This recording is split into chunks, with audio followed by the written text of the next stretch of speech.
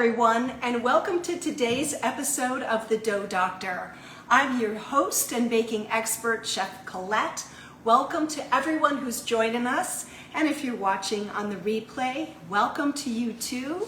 Thanks for that. All right, everyone, I have a great show planned for you today. We have a ton of questions. Now, we're not doing a bake-along today because we were off last week, and I hope you had a wonderful Memorial Day weekend. I did. I didn't go to Paris after all, although I was very tempted. The hotel that I want to stay at is sold out often in summer, so that was my deciding factor. Plus, I was tired, and it was kind of wonderful to just hang out, swim, and rest right here in good old Los Angeles. I see people are logging on. Thank you so much. It's great to see you guys. Tell us where you're logging on from and what are you baking this weekend, or did you have a great bake this week? And I have to say, before I started the show, I saw a beautiful post from Emerald Cupcake Los Angeles of a cake created for a weekend order with beautiful blue chocolate covered strawberries. And I was like, oh my heart, we just did chocolate covered strawberries here on the show a few weeks ago for Mother's Day. So super exciting. That was first week of May, I think. What we're gonna do today, since we don't have a bake-along, we're gonna have our bake-along starting next week. I have a bunch of questions to answer and a short demo related to one of the questions. So thank you to our baker Cyrus for that. And yeah, let's get started. Of course, if you have questions, drop them in the comments below. And some very good news, I have some new tech set up, and I have finally found out, I think, where the camera is on my new iPod. Or not iPod. Oh, sorry, I went back to 2008 on you guys. I apologize. My new iPad. So I'm hoping that the eye line is adjusted, and I apologize if it was off. All right, let's sail into those questions. The first question was about how much batter for different size cake pans. So how much batter from different size cake pans? And specifically, what happens when you have a taller cake pan, like an 8x3, and, you have an 8x3, how do you make those adjustments? Here's the thing with cake batter. It all depends on what kind of cake batter it is.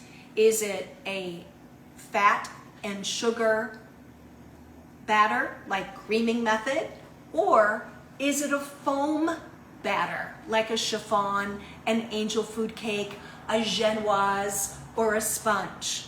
So our sponges are always lighter, and our fat-based cakes, where we've started by creaming butter and sugar until light and fluffy, or sometimes shortening, those batters are going to be heavier. So I'm going to answer the question today for fat-based cake batters. All right. There is information on the internet, but a lot of it talks about how many cups of batter go in the pan. That makes my skin crawl because it's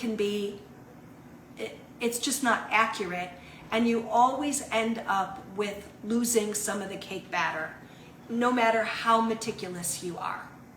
So what professionals do is they weigh the batter. They put the pan on the scale and they scale. As a matter of fact, it's called scaling batter into the pan. For an 8x2-inch cake pan, it's between 600 and 650 grams of batter.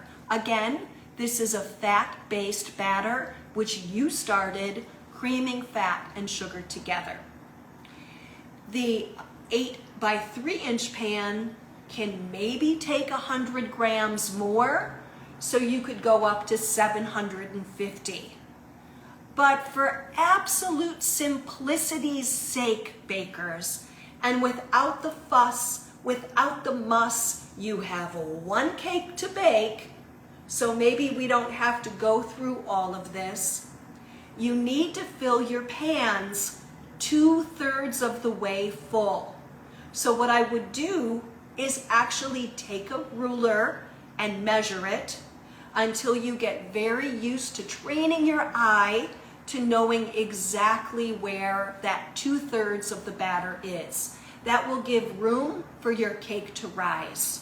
All right, so that answers that question. And again, that was for fat-based cakes. If you have questions about foam-baked cakes, if you find yourself making genoise all the time, or you're a sponge cake person, send me a message and we can address we can address those batter amounts next week. All right, great. The next question was another batter related question, and this was a good one. This was really a great question, and thank you to Cyrus for this question. So, piggybacking on talking about fat-based batters. Now, a batter is where it has to be in a pan, and when we talk about doughs, they can stand on their own, like a bread dough. So if you bakers, if you were wondering, because I can hear your questions, I have that psychic baking, this is the psychic baking channel.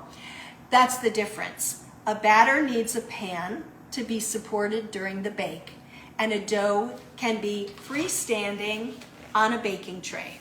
These are macarons, by the way. I've been on a macaron tear trying to figure out my new oven. Anyway, I digress, as usual.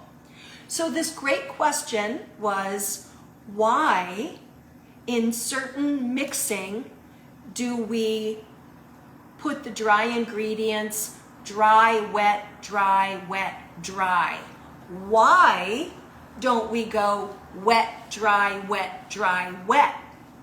There's a couple reasons for that. And it's a great question because we do it like we don't even think about it. We follow the recipe and we do it.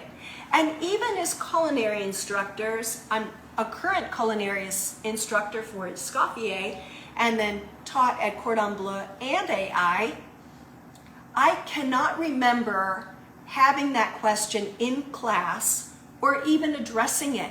It was just chapter and verse. Dry, wet, dry, wet, dry. When we're mixing, usually that's creaming method, that the end sequence is getting the dry ingredients in, and there's always a little bit of wet ingredients, depending on what the item is. It could be milk, it could be sour cream, it could be buttermilk, you know, and this is the point in the recipe, bakers, where the fat and sugar are creamed until light and fluffy, and the eggs are added, okay? So, the reason we do dry first is we always have more of the dry ingredients than we do the wet ingredients. So it would be a challenge to take that small amount of milk or sour cream, like when we're baking in our own kitchens, unless you're doing production in your own kitchen, it's usually no more than 10 ounces or 283 grams of the liquid. So to divide that into 3 would leave us with very small amounts. And so by the time we mix that in, and we had this larger amount of flour, our batter would be drier from the get-go. And we'd be working hard to mix in, especially mixing in half that flour after we'd only started with 1/3 of our liquid, right? So that's the reason why. We want to avoid over mixing with batters because the more, when we're adding flour in particular, the more we mix, the more we run the risk of tunnels. And I'm talking cakes, I'm talking your favorite cupcake, I'm talking devil's food cake, I'm talking muffins. What we want to avoid is overmixing, because we'll get those big worm tunnels in our final product. And that comes from overmixing and only overmixing.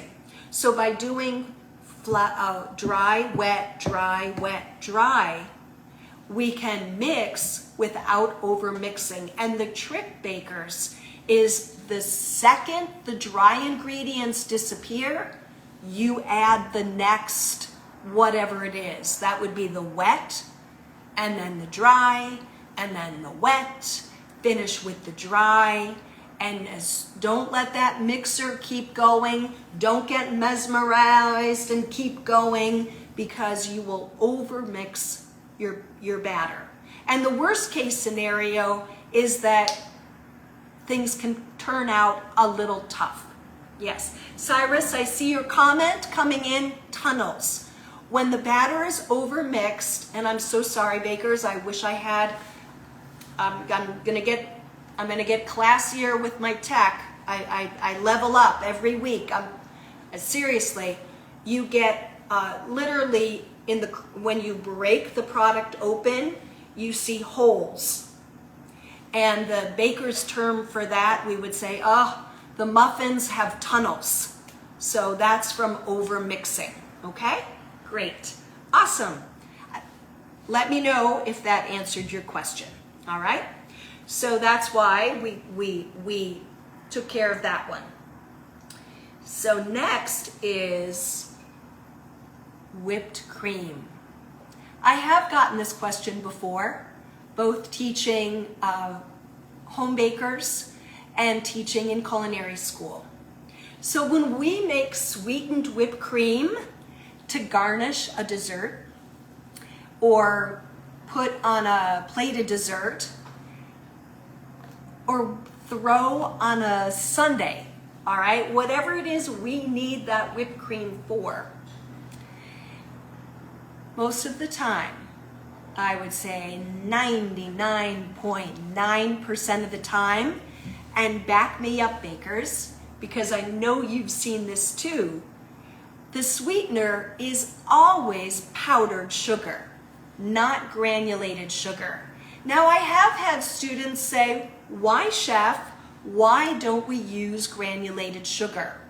And the reason we don't use granulated sugar in our sweetened whipped cream is because it's grainy, so there's like a little bit of a grainy mouthfeel. And then also the sugar is going to drop down. Let's say, for example, you've got your sugar in a piping bag. If you have powdered sugar, it's lighter, so it's going to stay suspended, and more about that in a second. Granulated sugar is more like a crystal. Think about it, and this is something I wanted to tell you about powdered sugar. Powdered sugar is milled 10 times more finely than granulated sugar. And then they add 3% cornstarch to it so that it doesn't clump. Now, some of you may be buying the organic powdered sugar, and they usually don't put cornstarch in that, like to keep it as pure as possible, and I respect that. But you might find if you prefer to use the organic sugars, you definitely need to sift. You absolutely need to sift that sugar before using. Yeah. And then Scarly Sweets, great question. Do I recommend stabilizing it with gelatin or cornstarch? Not cornstarch. Gelatin is a possibility. What I'd like to do is put a pin in that, Scarly Sweets, because there's a couple chemicals out there, and I don't mean like bad chemicals, but pastry ingredients that can help us stabilize our whipped cream. And so let's maybe talk about that next week. I'll write it down right after the show. We're going to put a pin in that one. I don't like to put too many pins. I feel like I have one of those British detective boards. If I get too many pins going, I'm the Sherlock Holmes of pastry. And I know I do have a pin for the chocolate paste. And then I also need to figure out how to show you all how to analyze your formulas so you make better recipe decisions. So those are the two. Now we have 3 outstanding pins. But I will get to the stabilizing cream next week for sure. All right, Scarly Sweets? Oh, Haley, awesome. So I'm going to put a pin in that, all right? All right, I'm just checking, making sure that there's no questions here. Okay, okay, great. We'll go through the comments, the happy comments, and what you guys are baking this weekend at the end of the show. That's what weekends are for, right, bakers? Weekends are for baking.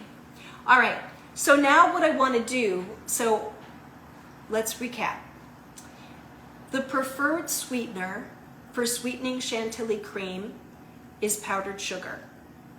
But, and I want to show you when is the best point to add that powdered sugar. I have some whipped cream started in the refrigerator because, and in this short demo, I can explain even more about sugar function and what's happening when we're actually whipping cream, okay?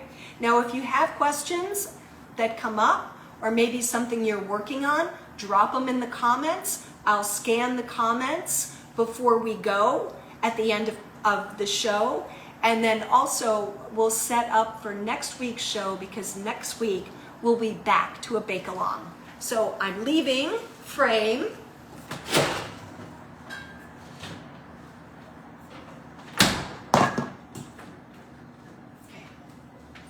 So I have in this bowl, nice and cold, I have some heavy cream. I have a cup of heavy cream that I started whipping in here because when we whip heavy cream or whipping cream, that's, yes. When we whip heavy cream or whipping cream, it's really useful if the bowl is cold. And if you're using your mixer, then you're gonna chill your KitchenAid bowl. No, your KitchenAid bowl or your mixer bowl and the whisk attachment. Bakers, I'm on a roll today. Give me a week off and I come back wild. All right, so we don't start out with the sugar and the cream together.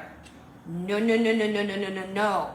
And this is another reason we don't want to use granulated sugar.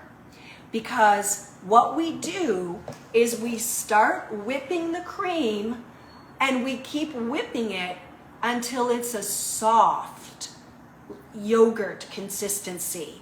So what does that mean? What's going on in this bowl with this soft yogurt consistency? It means that by whisking or in the mixer around and around, we have created air pockets. The other problem with granulated sugar is if we looked at it under a microscope, it would look like broken glass. And it's like shards. So what would happen is if we dumped granulated sugar, not only is it heavy and it's going to drop to the bottom, but it's going to pop the air bubbles that we work so hard to create. Now, the air pockets in heavy cream or whipping cream are a little bit more stable than a meringue, but still they're going to suffer. So we're going to do powdered sugar. We want to have some air bubbles established in our cream. That's why we take it to like the yogurt consistency. And then I like to take my little strainer that I'm so fond of, and I've already sifted my powdered sugar, but I sift right over the heavy cream. Now I hear your question. Yes, got it. How much sugar do we add? Well, one, you might like it sweeter than this, but on average, if the amount of cream is 100%, you're adding 12.5% sugar. So you grab your phone, you click on calculator, calculator, calculator, and let's say you're whipping up 100 grams of heavy cream. Well, that's an easy one. So that means you would scale 13 grams of sugar to sweeten your cup of heavy cream. Now, but wait a second, Chef, you just said 12.5, right. But we round up because our scales don't measure tenths of grams, all right? So this scale right here, sorry, I left frame. This scale measures grams. 1, 2, 3, 4, 5, 6, 7, 8, 9, 10 grams, done. It doesn't do 0.5. So if you have like a 0.5 percentage, or you look at a recipe and it says 12.5 grams of something, and you have a scale like this, you round up. If for some bizarre reason it would be a percentage point under 0.5, you round down. If you have one of these bad boys, these tenths of gram scales that I'm always talking about, kind of like a diet scale, they're under $10 on Amazon. This one will give you that 0.5 measurement. It measures tenths of grams. You knew you'd get a scale lesson. You get one almost every time. So 100 grams of cream, 13 grams of powdered sugar, and just to make sure that my sugar is light as a cloud, I sift it over. Oh, BTW, weigh, then sift. Weigh, then sift, always. All right, and then I'm gonna add a little bit of vanilla. And I'm just gonna like, bless it. You could also use the super sexy vanilla bean paste. That's always fun. And the ratio for that, 1 to 1. If you want to sub vanilla bean paste for vanilla extract, also known as Vex, it's 1 for 1. All right? Okay. So now I'm going to have at it. This is a great upper body workout. It'll get you ready for tank top season for all of the beach volleyball. No, what do we play now? We play pickleball.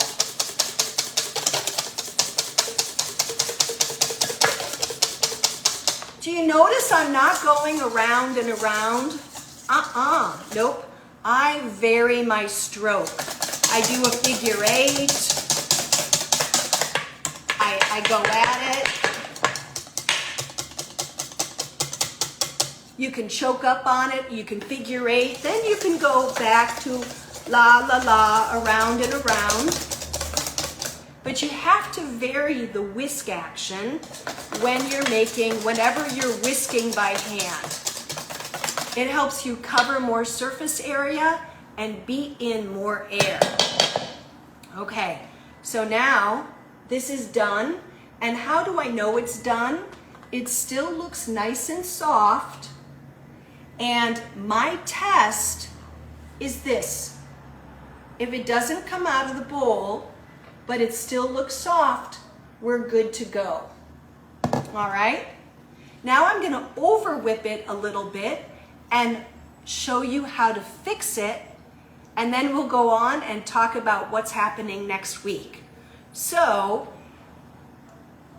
once you add that sugar, once you add that vanilla, you gotta kind of keep an eye on it. Don't get lost, don't get mesmerized. Let's say that happens. So you start to over whip.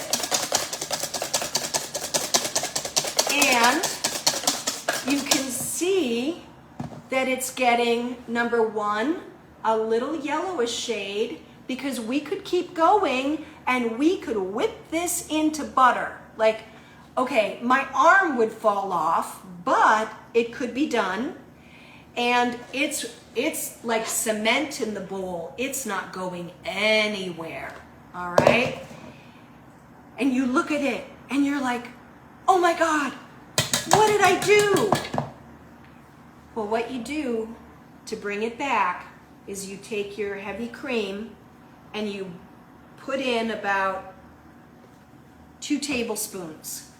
You let go of the whisk and you grab a spatula and you just mix in that cream with the spatula.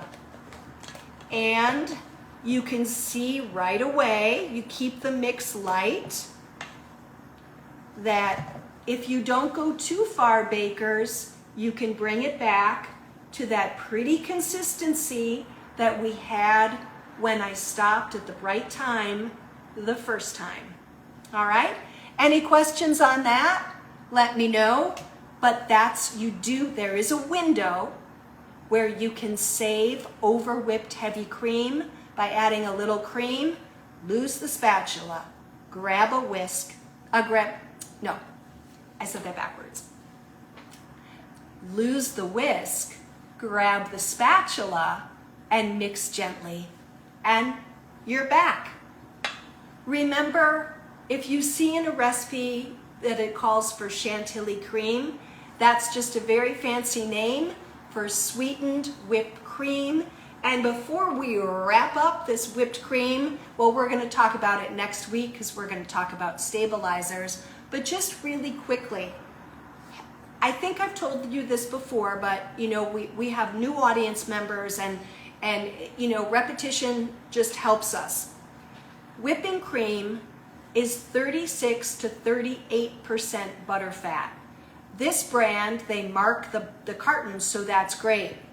Heavy cream is always 40% butter fat. So what's the difference? Well, whipped heavy cream, a little bit more fat. It'll whip up more quickly, and your ganaches, you know, if you're really looking for you're doing something super precise and you're looking for that unctuous, silky, gorgeous texture, and all I can think of is ganache, you want to source heavy cream. All right? And for those of you savory cooks, if you're using cream to thicken a sauce, heavy cream will thicken faster. All right, I'm going to get this out of the way. We're going to talk about next week, and then I'm going to send you back to the kitchens to bake whatever amazing things you're baking this weekend. Please don't forget to tag me in your beautiful bakes. It just takes a second. Tag people, Baking W. Colette, AKA your dough doctor. Okay, so for our bake along next week, we are going to make pasta frolla. This is pâte sucré's Italian cousin, and it is delicious. And 2 weeks from today, we're going to use the pasta frolla we make next week, and we're going to make the classic torta della nonna. This is one, bakers, you are going to want to have in your repertoire.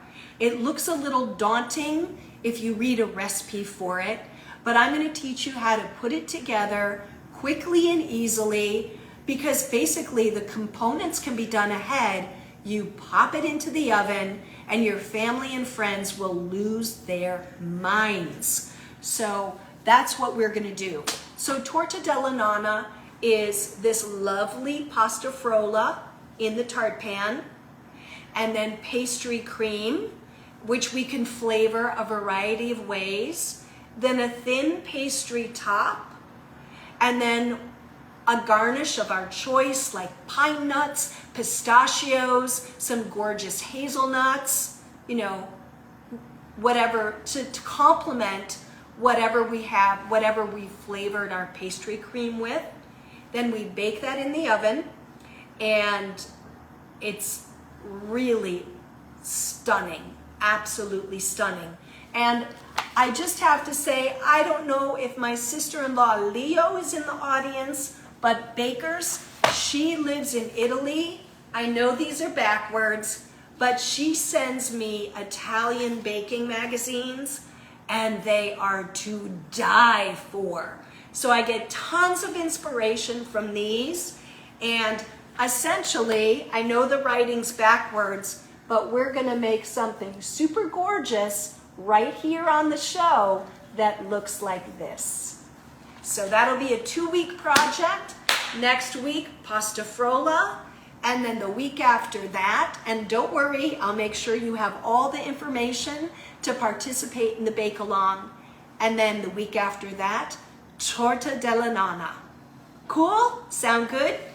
And then we'll go on from there, bakers. We'll see what we want to cover next. All right. It's really wonderful to see you. Thank you so much for joining me in the kitchen. The questions were marvelous. Keep them coming. And also I wanted to say, if you have an urgent question during the week, let me know that you need it answered right away, and I will do that. But then, of course, we'll address it in the show. All right, you guys, take care, stay safe, and happy, happy baking. See you next week. Bye.